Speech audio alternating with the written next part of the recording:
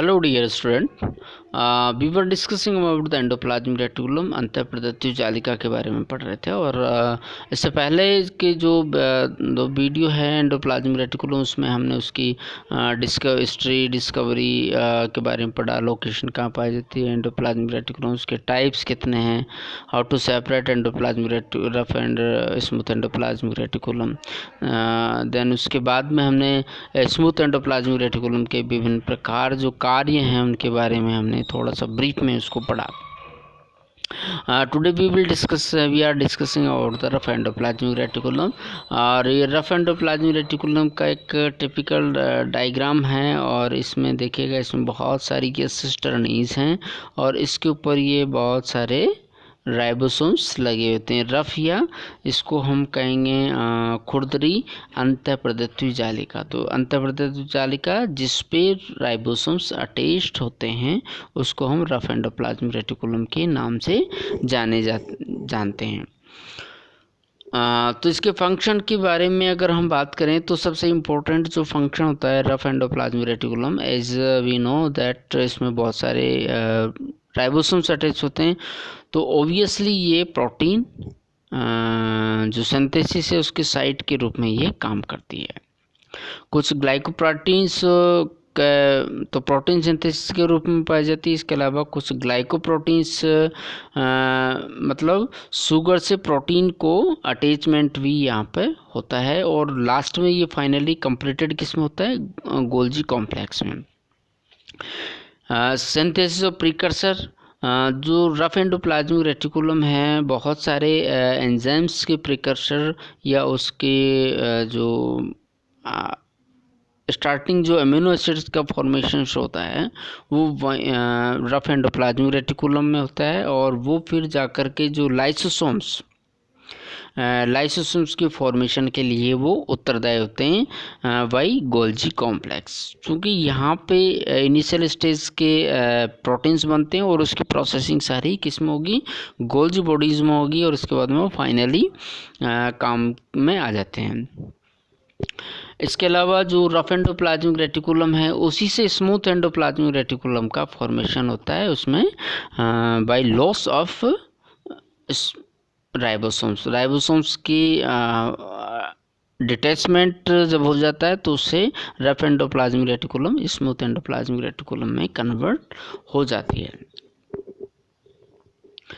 तो सबसे पहले जो रफ एंडोप्लाज्मिक रेटिकुलम है ये न्यूक्लियर मेम्ब्रेन से कंटिन्यूअस रहती है, ये आपने पहले भी देख लिया, और इसकी rough appearance due to the presence of ribosomes रहती है। जो इसकी हायर जो कंसंट्रेशन है नियर न्यूक्लियस के पास आ जाती है, और ये it has abundant translocation pores. इसके अलावा राइबोसोम्स दोनों प्रकार के पाए जाते हैं। एक तो फ्री प्रकार के जो इसमें साइटोप्लाज्म में पाए जाते हैं, और एक अटैच्ड राइबोसोम्स जो एंडोप्लाज्मिक रेटिकुलम से अटैच्ड पाए जाते हैं। The presence of ribosomes stored on membrane is what gives the rough it's name. Okay, सबसे इम्पोर्टेंट है इसका प्रोटीन फॉर्मेशन, उसके बाद में प्रोटीन की फोल्डिंग होती है, और असेंबली और मल्टी सब यूनिट प्रोटीन, जो प्रोटीन्स जो बनते हैं उनकी जैसे एक अमीनो एसिड चेन्स बने उन दोनों अमीनो एसिड चेन को जोड़ना। इसके अलावा डाइसल्फाइड बॉन्ड का जो फॉर्मेशन होता है वो भी रफ एंडोप्लाज्मिक रेटिकुलम में होता है।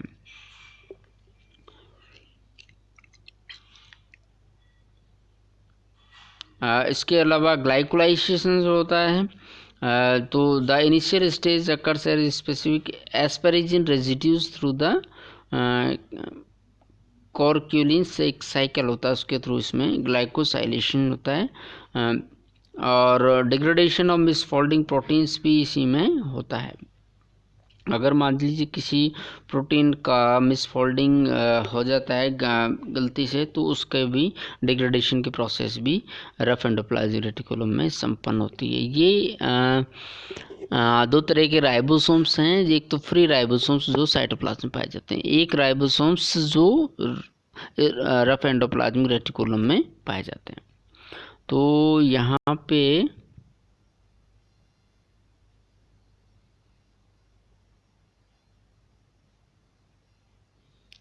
देखिएगा, इसमें यहाँ ये साइटोप्लाज्म है, इसके ऊपर राइबोसोम से अटैच्ड है, और जहाँ पर राइबोसोम से अटैच्ड है वहीं पे फिर क्या होगा, प्रोटीन का फॉर्मेशन हो रहा है।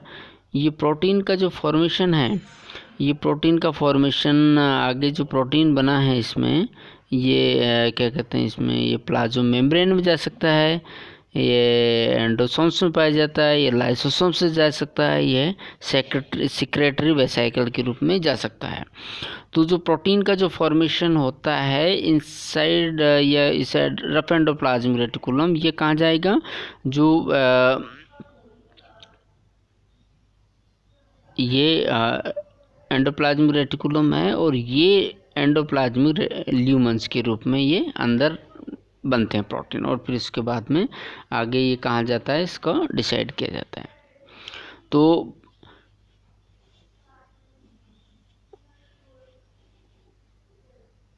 सबसे पहले जो प्रोटीन का फॉर्मेशन होता है किसमें होगा, एंडोप्लाज्मिक रेटिकुलम, और देन उसके बाद में ट्यूपुल्स के रूप में फॉर्मेशन हो जाता है, और इसके बाद में ये गोल्जी अपरेटस में इसकी प्रोसेसिंग होती है। प्रोसेसिंग होने के बाद में old transport vesicle composed smile back envelope of smooth endoplasmic continue break away and diffuse the deepest layer of Golgi apparatus. Golgi apparatus में जैसे कि आपको पता भी होगा कि डिफरेंट टाइप की उसमें भी इस तरह ट्यूब लाइक स्ट्रक्चर होती है, और वहाँ पर ही पूरा प्रोसेस होकर के लास्ट में फाइनल उसमें स्टेज में आ जाता है। तो फिर उसको आगे जा कर के एक कोशिका से दूसरी कोशिका में ट्रांसपोर्ट कर दिया जाता है। Targeting protein to endoplasmic reticulum. Protein can be translocated into endoplasmic reticulum either during their synthesis on membrane. अब जो प्रोटीन का जो ट्रांसपोर्ट होना है एक कोशिका से दूसरी कोशिका में, दो प्रकार का हो सकता है। एक तो होता है को ट्रांसलेशन प्रोसेस, और एक होता है पोस्ट ट्रांसलेशन ट्रांसलोकेशन। ओके, तो को ट्रांसलेशन क्या होता है कि एंडोप्लाज्मिक रेटिकुलम के ऊपर राइबोसोम से प्रोटीन का फॉर्मेशन हो रहा है, और उसी के साथ साथ एक कोशिका से दूसरी कोशिका में प्रोटीन का ट्रांसलोटेशन भी हो रहा है। पोस्ट ट्रांसलेशन में क्या होगा कि जो प्रोटीन का फॉर्मेशन है वो फ्री राइबोसोम्स के द्वारा होता है, जो साइटोसोल्स में पाए जाते हैं। देन उसके बाद में उनकी प्रोसेसिंग होती है, प्रोसेसिंग होने के बाद में उनका ट्रांसपोर्ट किया जाता है टारगेट करने के। तो दो प्रकार के प्रोटीन ट्रांसपोर्ट होते हैं, को ट्रांसलेशन और post translation translocation of protein. In mammalian cells most are co translate, जबकि both ways are used in yeast में दोनों प्रकार के होते हैं। तो अलग अलग जो सेल्स है उसका बिहेवियर अलग अलग होता है डिपेंडिंग ऑन सिचुएशन। ये सिग्नल रिकॉग्निशन पार्टिकल है जिसको हम SEP के नाम से, SRP के नाम से जानते हैं, और ये एक्चुअली डिनोट करता है, ये बहुत ही इम्पोर्टेंट प्रोटीन है, और इसमें अलग अलग स्ट्रक्चर्स इसमें पाई जाती है। ये हिंज 2 पाई जाती है। ये सिग्नल सीक्वेंस है, ये ग्रीन कलर की, जो मतलब इसको पहचानने में मदद करती है। ये क्या करता है, जो प्रोटीन जिसका ट्रांसपोर्ट होना है उसको ये रिकॉग्नाइज करता है, और ये एंडोप्लाज्मिक रेटिकुलम पे उसको बाइंड करने में मदद करता है। फॉर एग्जांपल देखिएगा दिस डायग्राम में, यहाँ पे ये फ्री राइबोसोम्स है, इस पे सिग्नल सीक्वेंस का सबसे पहले फॉर्मेशन हुआ। SRP सिग्नल सीक्वेंस जैसे ही फॉर्मेशन होता है तो वहाँ पर ये SRP मॉलिक्यूल्स इससे बाइंड हो जाता है। ये SRP मॉलिक्यूल्स SRP रिसेप्टर से बाउंड होगा किस पे, एंडोप्लाज्मिक रेटिकुलम पे।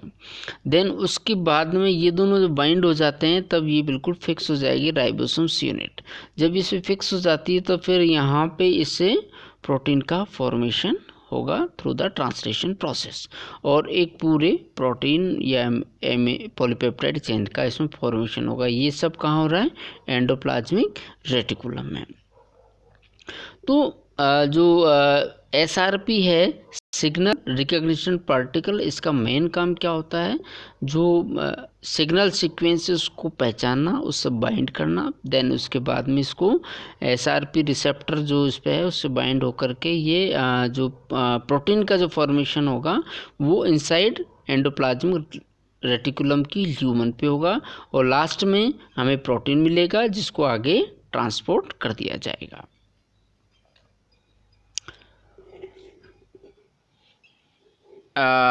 नेक्स्ट है formation of tertiary structure in protein. ये एक बहुत ही इम्पोर्टेंट है, क्योंकि जो प्रोटीन्स जो बनते हैं वो, या पॉलीपेप्टाइड जो बनती है थ्रू ट्रांसलेशन प्रोसेस, वो फंक्शनल नहीं होती है। फंक्शनल होने के लिए उसकी फोल्डिंग होना ज़रूरी है, या हम कह सकते हैं एक करेक्ट फोल्डिंग होना ज़रूरी है। उसके लिए कुछ बॉन्डिंग की करनी ज़रूरत होती है। कई बार कुछ बहुत सारी पॉलीपेप्टाइड एक साथ मिलकर के वो फंक्शनल फॉर्म में आती है। तो इन करेक्ट फॉर्म में 3 डायमेंशन करेक्ट फोल्डिंग हो, ये थ्रू द चैपरोन्स के थ्रू होता है। चैपरोन्स बाइंड टू अनफोल्डेड जो पॉलीपेप्टाइड है उनको इनकरेक्ट फोल्डिंग को रोकते हैं।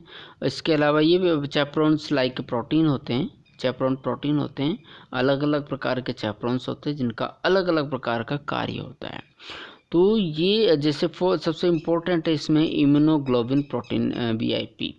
तो इम्यूनोग्लोबिन प्रोटीन्स सबसे इम्पोर्टेंट जो चैपरोन्स होते हैं, प्राइमरी चैपरोन, वो इनकरेक्ट फोल्डिंग को रोकते हैं। और ये जो इम्यूनोग्लोबिन प्रोटीन है belong to heat sensitive proteins, जिसको हम HSP70 के नाम से भी जानते हैं।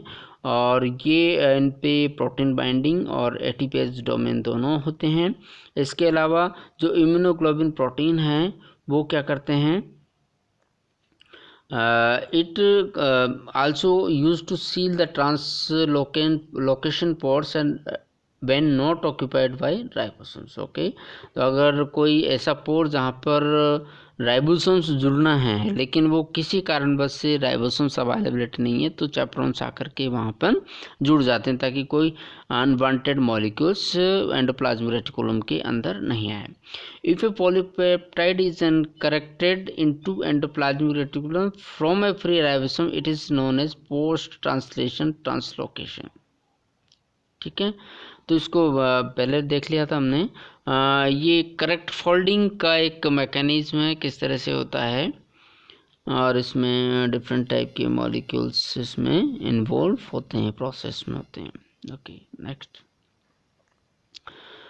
ये एक यूबिक्यूटिन प्रोटीज पाथवे है जिसमें किस तरह से एक प्रोटीन की करेक्ट फोल्डिंग होती है, और इसमें इन्वॉल्व होते हैं इम्यूनोग्लोबिन प्रोटीन। फर्स्ट जो चैपरोन्स हैं वो इसमें इन्वॉल्व होते हैं। ये प्रोटीन के डाइसल्फाइड फॉर्मेशन, डाइसल्फाइड बॉन्ड बनाते हैं। इसके अलावा सबसे इम्पोर्टेंट चीज़ ये है कि अगर इनकरेक्ट फोल्डिंग हो गई है तब उसको डिग्रेडेशन के लिए ये प्रोसेस में चलता है। और पूरी अगर जैसे दिस देखो, if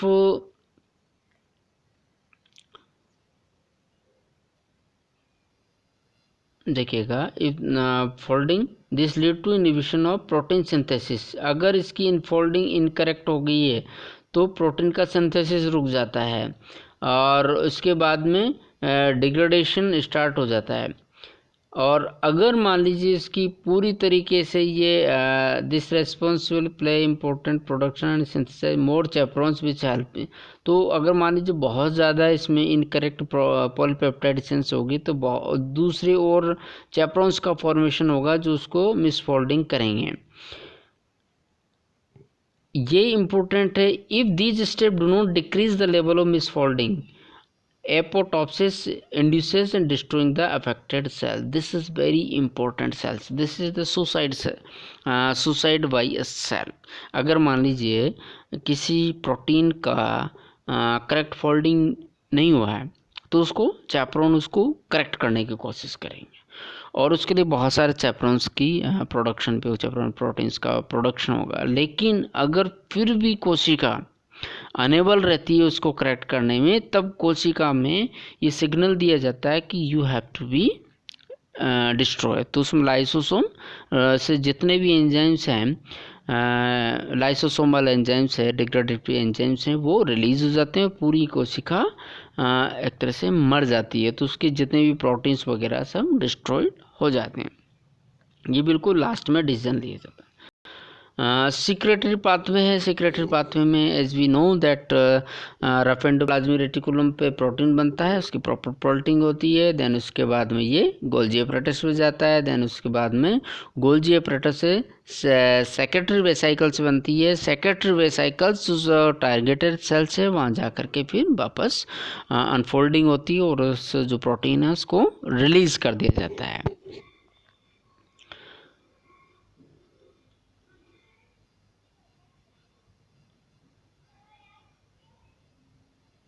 Okay, in next video we will discuss about more function of endoplasmic